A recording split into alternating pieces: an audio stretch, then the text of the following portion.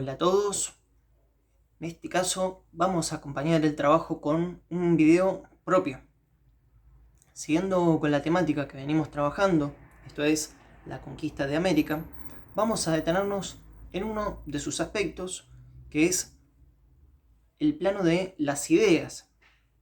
En particular vamos a recuperar un debate que se diera y concluyera hacia 1550 en Valladolid, conocido como el Gran Debate o el debate entre Sepúlveda y el fray Bartolomé de las Casas.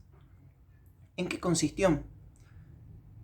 Consistió en un compendio auspiciado por la corona española, en torno al cual las figuras más importantes de la época intentaban dilucidar en torno a dos aspectos. Por un lado, ¿era legítima la conquista? Por otro, ¿los indios son personas? ¿Tienen derechos? Aunque nos llame la atención, estas preguntas fueron dilemas reales para ellos, no tanto por pensar un dilema ético, esto es, de los valores que se comparten entre los contemporáneos, no tanto por dilucidar científicamente quiénes eran aquellos a los cuales se ignoraba, esto es, los pueblos originarios, sino más bien que la preocupación que subyacía a todo esto era la catástrofe demográfica, era pensar que los pueblos originarios de América estaban muriendo. ¿A causa de qué? Fundamentalmente de la sobreexplotación laboral, del desarraigo, a causa de los castigos, de las pestes. Y en tal sentido, y viendo que se perdía la riqueza más importante de estos territorios, y acá no estamos hablando de metales preciosos, no estamos hablando de recursos naturales, siquiera de tierras, estamos hablando de aquellos que generan las riquezas, las personas, las poblaciones. Ante esto es que los españoles van a convocar a sus figuras, ¿cómo decirlo?, más destacadas para que puedan dilucidar estos dos aspectos. Bien, quien los convoca es Carlos I, el monarca de España, a una junta, como decíamos, a un compendio en la ciudad de Valladolid, y las posturas se van a sintetizar en torno a dos grandes figuras: el jurista humanista Juan Ginés de Sepúlveda, con una visión un tanto más cruel sobre la conquista, sobre la condición indígena, y por otro lado, en el otro extremo, con la figura de el fray Bartolomé de las Casas, con una lectura un tanto más benévola. Sepúlveda, ¿qué argumento utiliza para justificar la conquista de América? Él se va a basar en el derecho romano. Él va a sostener la idea de que la razón indica que el fuerte se sobreponga al débil. Como lo van a ver en el trabajo,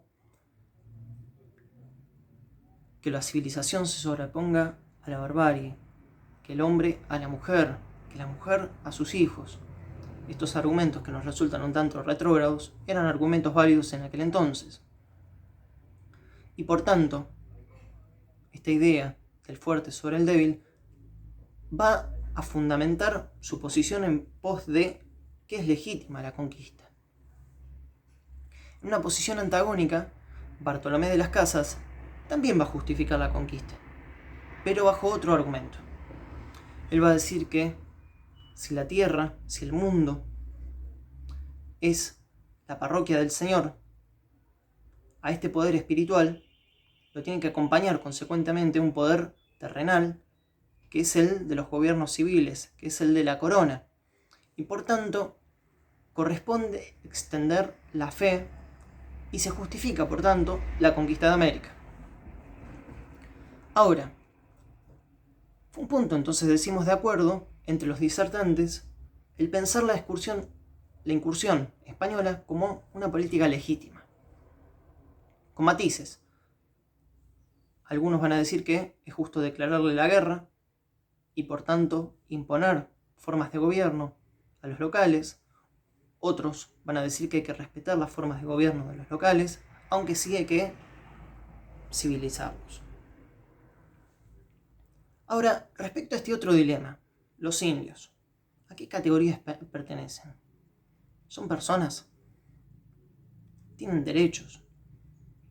¿Son libres? Respecto a tales interrogantes, las posiciones iban a ser antagónicas.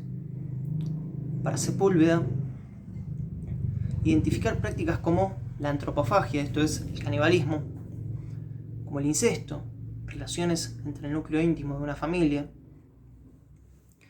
la idolatría, esto es, adorar a figuras que permanecen por fuera del panteón cristiano. Todo esto es propio de la barbarie. Todo esto es propio de aquellos que no comparten los valores de la civilización. ¿Y qué corresponde para con estas personas, bestias para él? Declarar la guerra. La guerra es justa. ¿Por qué? Porque son esclavos por naturaleza. Bartolomé de las Casas, a propósito, ¿qué es lo que piensa? Él va a plantear una concepción un tanto más benévola para la condición indígena, y es pensar, por un lado, bueno, esto vamos a remitirnos a otro aspecto, ¿en qué evidencia se basa Bartolomé de las Casas, a diferencia de Sepúlveda? Sepúlveda, como decíamos, apela al derecho romano, apela a los relatos de los viajeros, pero Bartolomé de las Casas va a apelar a la propia experiencia. ¿Por qué? Porque él estuvo en América. Sepúlveda no. Sepúlveda se basa en lo que le dicen. Y Bartolomé de las Casas, a partir de su estadía en América, va a dar cuenta de que quienes viven aquí, quienes vivían aquí en su entonces, semejan a un estadio propio de la humanidad previo al pecado. ¿Esto por qué? Por la inocencia, por verlo sin ropa, por vivir en comunidad. Él va a encontrarse con que la vocación que tienen los locales por Dios, por sus dioses, los sacrificios que realizan, los ayunos que realizan, las obras monumentales que realizan, son tanto mayores, quizás hasta incluso, que las que hayan generado los europeos en algún entonces.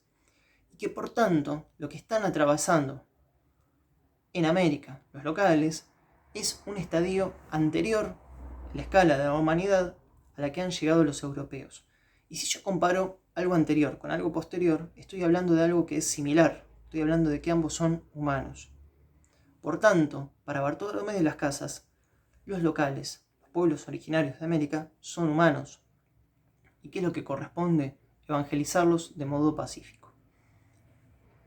Bien, ahora podríamos considerar, ¿quién ganó este debate? Lo cierto es que no se sabe. Sí podemos considerar quizás quiénes perdieron en este debate, y esto es, los pueblos originarios.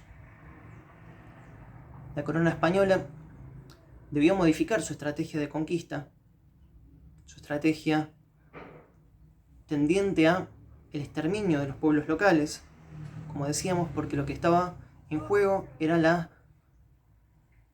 crisis de esta fuerza de trabajo generadora de riquezas. Así nos vamos a encontrar con que la Iglesia, a través del papado, en aquel entonces, va a emitir bulas, va a emitir declaraciones en torno a las cuales se considere humanos a los habitantes de América. La corona española va a emitir leyes tendientes a proteger a los indios, diciendo que el derecho de la corona es a evangelizarlos y no a exterminarlos, que no son esclavos.